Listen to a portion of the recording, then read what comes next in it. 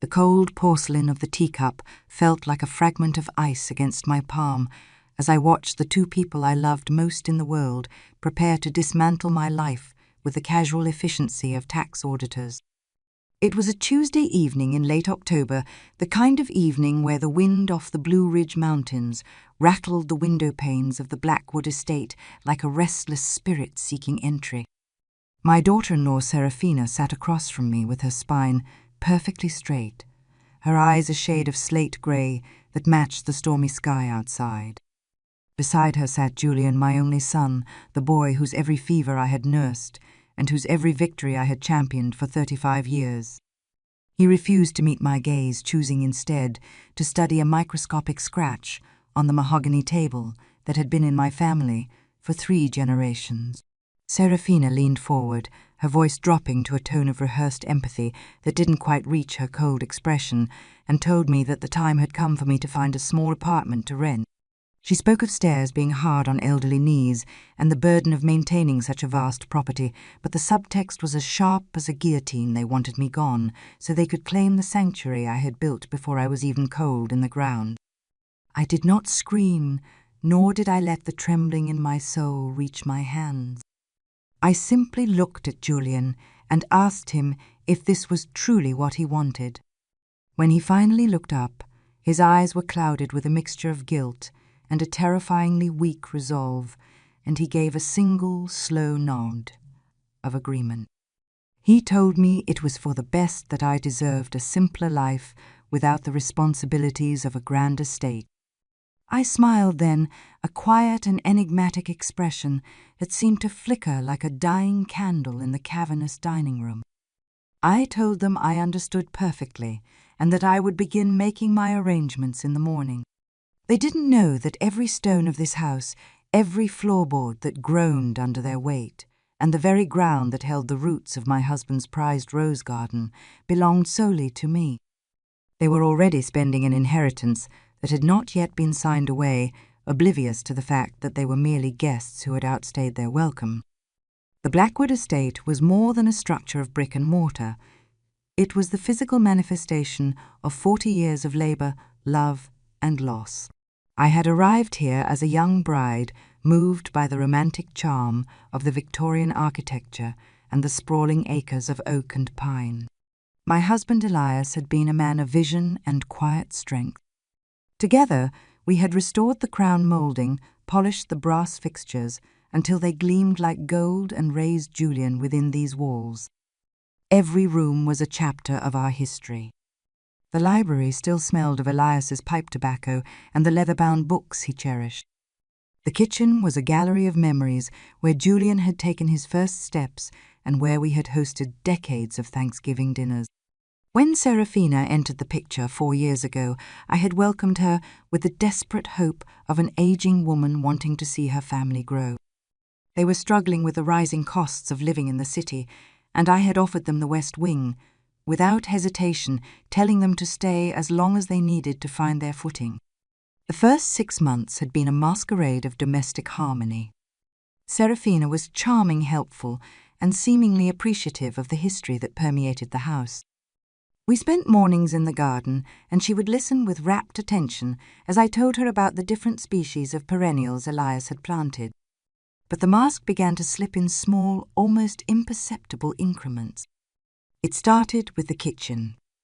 I would return from my morning walk to find my spices rearranged into a sterile alphabetical order that made no sense to a woman who cooked by intuition. Then came the curtains. The hand-stitched lace that my mother had made was replaced by heavy modern drapes in shades of oppressive grey. When I gently mentioned that the house felt a bit darker, Serafina would simply offer a thin smile and say that she was bringing the estate into the 21st century. Julian, caught between the woman he loved and the mother he owed everything to, chose the path of least resistance. He told me I was being particular, that I was too set in my ways, and that I should be grateful for Serafina's energy. As the months turned into years, the psychological erosion intensified. I found myself retreating to my suite as if I were a boarder in a stranger's house.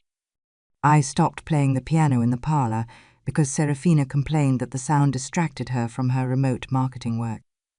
I stopped inviting my friends over for tea because she would sigh with dramatic exhaustion whenever she had to move her laptop from the dining table. I became a ghost in the hallways of my own life. The whispers began about a year ago. I would pass by their closed door and hear fragments of conversations about market values, renovation costs, and senior living communities that offered specialized care. They weren't just waiting for me to move, they were planning to liquidate the very foundation of my existence. The real shift happened when Serafina's politeness developed a jagged edge. She no longer asked if I wanted dinner. She simply informed me that they were eating late and that I should probably make myself a sandwich. She began referring to the estate as our house in front of contractors and designers, her eyes flashing with a predatory gleam as she pointed out walls she wanted to knock down to create an open-concept layout. Julian followed her like a shadow, his own identity seemingly swallowed by her ambition. The Tuesday evening confrontation was merely the final act of a long gestating play. They thought they had won because I had played the part of the submissive aging widow so convincingly. That night, after the confrontation, I didn't sleep. I sat in the library, surrounded by the ghosts of my past, and pulled the hidden drawer in Elias's desk. Inside was the deed to the Blackwood estate, a document that bore only one name, Elena Vance. Elias had been a cautious man, a lawyer who understood that life was unpredictable. He had left everything to me in a way that was ironclad and unassailable. I had never added Julian's name to the title, despite his occasional hints over the years. Some primal instinct, a whisper from the very walls of this house, had stopped me. I realized then that I had not survived the loss of my husband and built a successful career in archival restoration, just to be discarded like a piece of obsolete machinery. The following morning I emerged from my room with a performance of quiet resignation. Serafina was in the kitchen, already scrolling through listings on her tablet. She didn't even look up when I entered. I told her that I had looked at some studio apartments in the downtown area and that I thought I might be able to move within 30 days. Her eyes brightened with a triumph she didn't bother to hide. She told me that 30 days was perfect because they wanted to start the renovations before the winter set in. Julian entered then, looking relieved that I wasn't making a scene. He kissed my cheek, a gesture that felt like a betrayal, and told me that I was making the right choice. I felt a surge of cold, calculated anger, but I kept my voice steady and soft. I spent the next several days documenting their behavior with meticulous precision. I purchased a small digital recorder and kept it in the pocket of my cardigan. I captured Serafina's conversations with her mother, where she mocked my attachment to the house and laughed about how easy it had been to guilt-trip me into leaving. I recorded her telling a contractor that they would be taking full possession by the end of the month and that they wanted the master suite gutted the moment I was out the door. The more I heard, the more the last vestiges of my guilt evaporated. I wasn't just defending a house, I was defending the integrity of my own life against people who viewed me as an inconvenience to be managed. On Friday, I took a long drive to the office of Marcus Thorne, an old friend and the most ruthless property attorney in North Carolina. Marcus had been Elias's partner, and he looked at me with a mixture of shock and fury as I explained the situation. He told me that what they were doing was a textbook case of attempted emotional coercion and that I had every legal right to evict them immediately. We spent hours going over the documentation, the deed, and the recordings I had made. Marcus advised me to be strategic. He told me that if I evicted them too hastily, they might try to claim I was suffering from diminished capacity. We needed to build a wall of legal protection that no one could breach. We drafted a formal 30-day notice to vacate the premises. It was a cold, clinical document that stripped away the illusion of their authority. Marcus also suggested I have a psychological evaluation performed by a neutral third party to proactively debunk any claims of incompetence. I did so that very afternoon, passing with flying colours. The doctor noted that my cognitive functions were sharper than many people half my age. With the evaluation in my folder and the eviction notice in my hand, I felt a sense of power I hadn't experienced since before Elias died. When I returned to the estate, the house felt different. The grey curtains and the rearranged spices no longer felt like symbols of my defeat. They felt like temporary stains that would soon be washed away. I watched Julian and Serafina in the living room, laughing over a bottle of wine as they looked at floor plans. They were so confident in their victory that they didn't even notice the change in the way I walked or the way I looked at them. I waited until Monday evening to deliver the blow. The three of us were in the parlour. Serafina was talking about the colours she wanted to paint the exterior, suggesting a trendy charcoal that would have looked hideous on a Victorian lady like this house. I walked to the coffee table and placed 2 white envelopes in front of them. Julian looked confused, his hand hovering over the paper. Serafina's expression was one of mild annoyance, as if I were interrupting an important meeting. I told them that I had reconsidered my decision to move out and that instead I would like them to leave. The silence that followed was so thick it felt like it could be touched. Julian opened the envelope first. His face went through a rapid succession of emotions, confusion, disbelief, and finally a deep, hollow shock. Serafina snatched the paper from his hand, her eyes scanning the legal jargon with a fury that turned her face a mottled red. She stood up, her voice rising to a shrill pitch as she called me a senile old woman who didn't know what she was doing. She told me that I couldn't throw them out, that Julian was the heir to this house, and that they had rights. I stood my ground, my voice calm and low, which only seemed to infuriate her more. I told her that Julian was not the heir until I was dead, and as she could see from the psychological evaluation attached to the notice, I was very much alive and in full possession of my faculties. I reminded her that the house was in my name alone and that they were legally classified as tenants at will. I told them they had 30 days to vacate the property and that any attempt to damage the house or harass me would be met with immediate legal action and a restraining order. Julian finally found his voice, but it was weak and trembling. He asked me how I could do this to my own son, how I could be so cruel. I looked at him with a sadness that came from the very depths of my being. I told him that I wasn't the one who had started the cruelty. I reminded him of the Tuesday evening when he had sat at the dining table and nodded as his wife told me to find a room to rent. I told him that I had raised him to be a man of integrity, but he had allowed himself to become a puppet for someone else's greed. He looked away then, the weight of his own betrayal finally sinking in.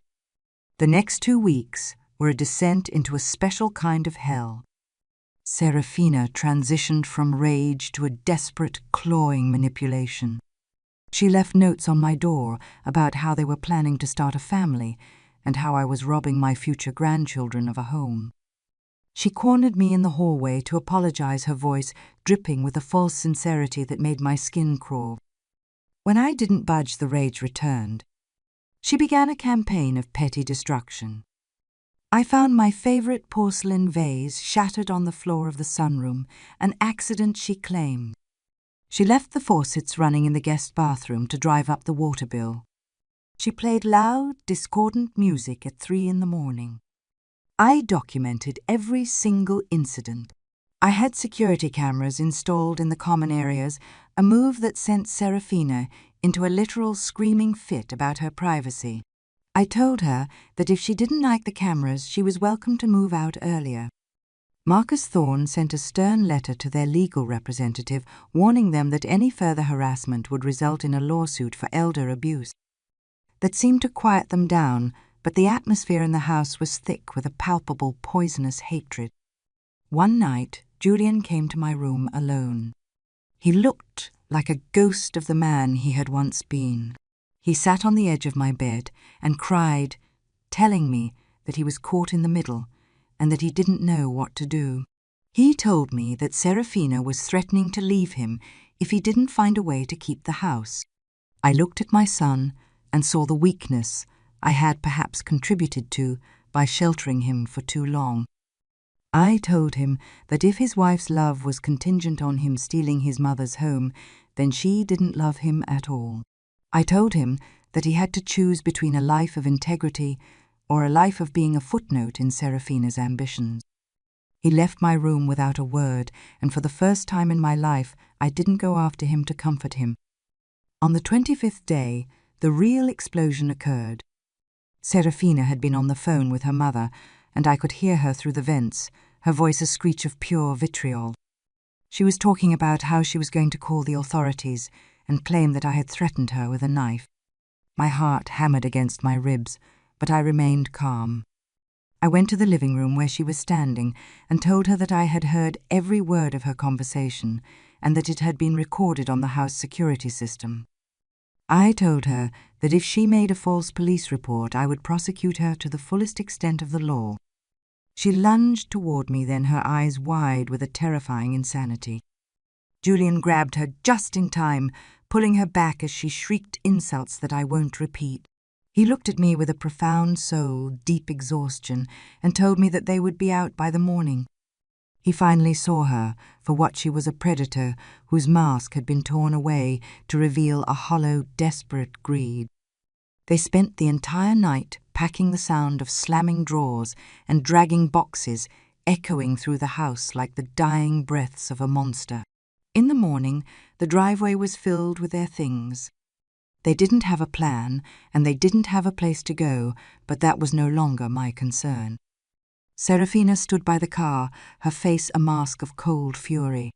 She told me that I would die alone in this house, and that no one would care when the walls finally closed in on me.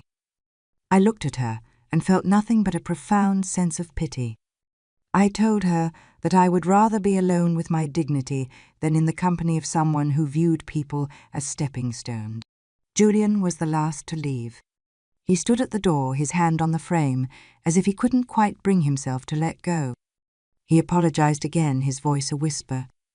I told him that I loved him, but that love required respect, and until he could find his own strength, there was no place for him here. He walked down the steps, and I closed the heavy oak door, turning the deadbolt, with a finality that resonated through my very bone. The silence that followed was not the oppressive silence of the last 3 years. It was a peaceful, expansive silence. I walked through the house room by room, reclaiming the space. I pulled down the heavy grey drapes and let the morning sun flood the parlour. I moved my spices back into their familiar, chaotic order. I sat at the piano and played a piece by Debussy, the notes floating up through the rafters like a prayer of gratitude. The Blackwood estate was mine again. A few months passed and the winter turned into a soft, tentative spring. I had the house repainted in its original cream and forest green colours. I hired a gardener to help me restore Elias's roses, which had suffered from neglect during the years of conflict. I joined a local historical society and began hosting small tea parties for women who had also lost their husbands. My life was full, not of the noise of ungrateful children, but of the quiet joy of a woman who had fought for her own sanctuary, and won.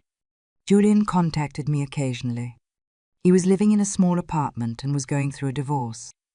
It turned out that without the prize of the Blackwood estate to keep her interested, Serafina had quickly moved on to a wealthier target. Julian sounded older, sadder, but also more grounded. He didn't ask for money, and he didn't ask to move back in. He simply asked if we could go for a walk in the park. We did, and we talked about the weather and the garden avoiding the wreckage of the past.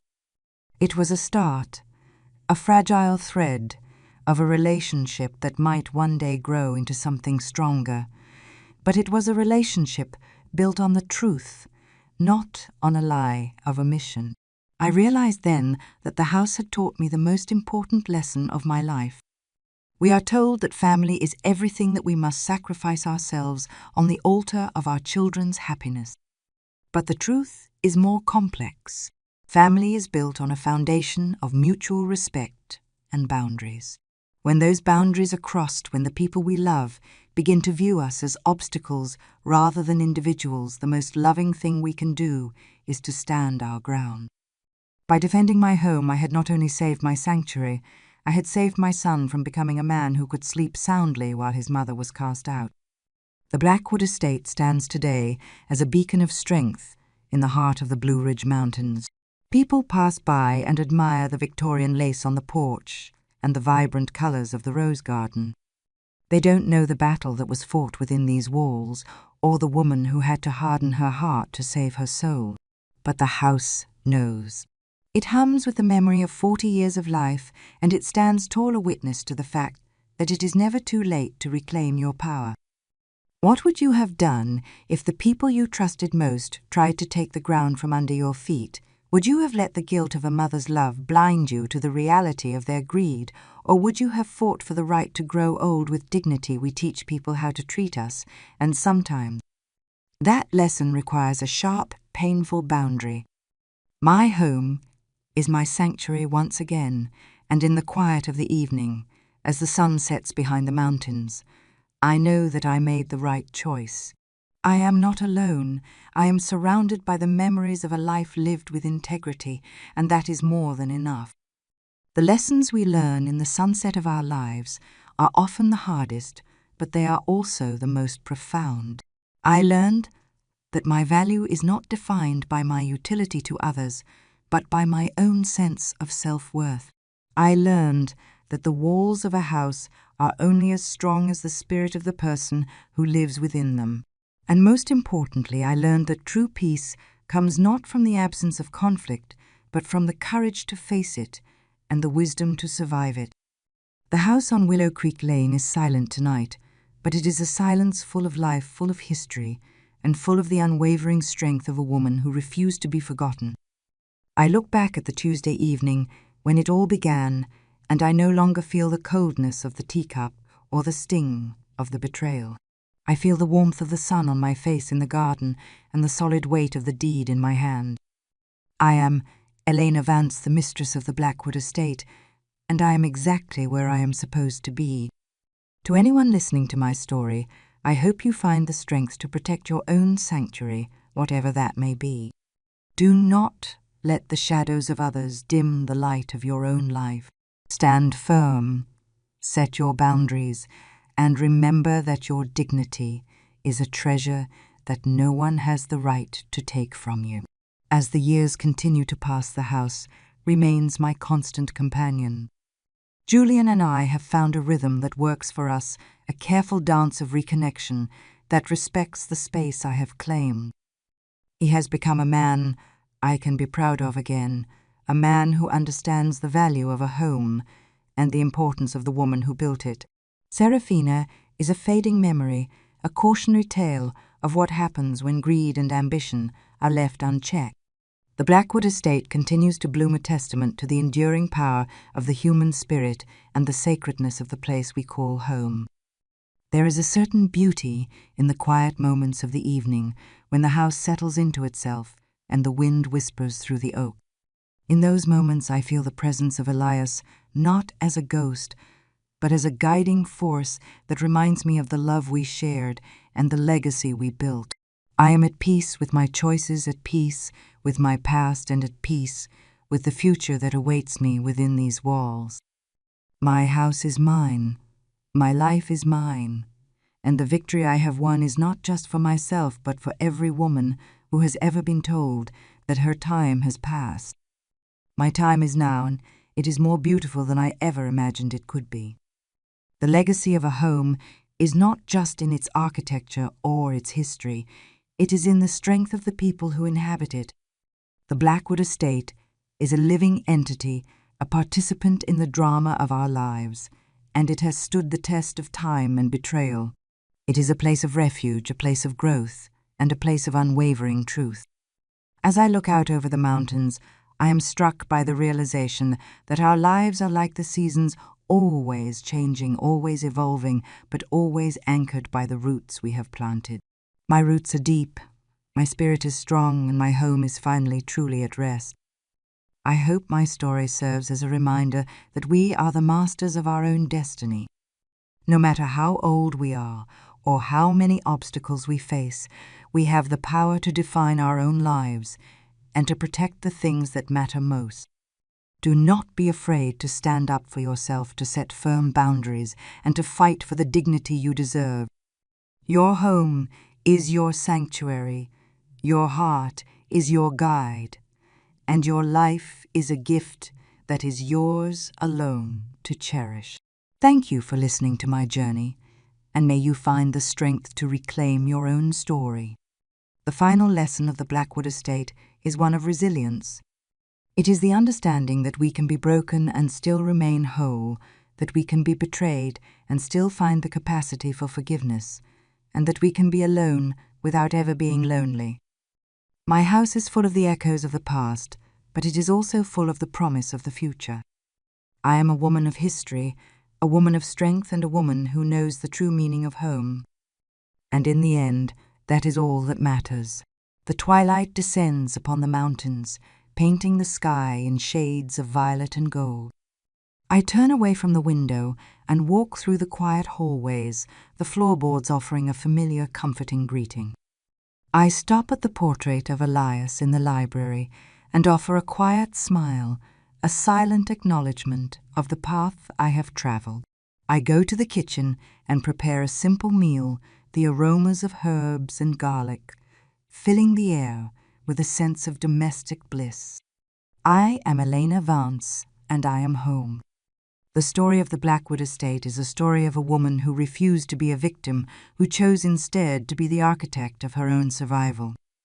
It is a story of the power of truth and the importance of integrity.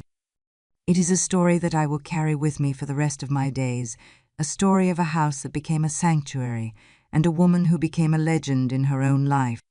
And as the stars begin to twinkle in the night sky, I know that the Blackwood Estate will continue to stand a silent guardian of the memories and the strength that define my existence. My house is quiet, but it is a silence that is alive with the resonance of a life well lived. I am at peace, I am at home, and I am free. This is the end of my story, but it is also a new beginning, a testament to the enduring power of the human spirit and the sacredness of the place we call home. May you find your own sanctuary, and may you have the courage to protect it with every ounce of your being. The fire in the hearth crackles softly, casting a warm glow over the library shelves. I settle into Elias's armchair with a book, the weight of the day falling away as I lose myself in the stories of others. But my own story is the one that stays with me, a story of a Tuesday evening in late October and the victory that followed. I am Elena Vance, and this is my home today, tomorrow, and forever. The morning will bring new challenges and new joys, but tonight I am content. I am surrounded by the walls I defended and the memories I preserved. I am a woman who knows her worth, and that is the greatest victory of all. The Blackwood Estate is silent, peaceful, and mine.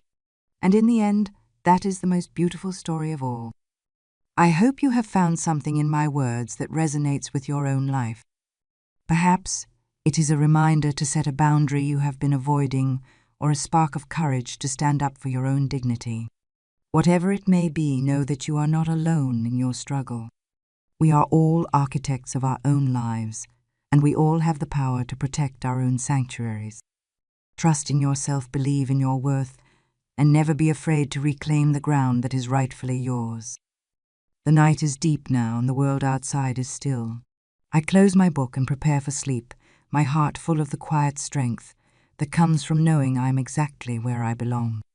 The Blackwood Estate is a house of truth, and tonight, the truth is a soft, comforting lullaby that carries me into a peaceful rest. Good night to the mountains, good night to the roses, and good night to the home that saved me as much as I saved it. In the morning the light will return, and the house will wake up to another day of life and laughter. And I will be here in the kitchen with my spices and the sunroom, with my flowers, living the life I fought for.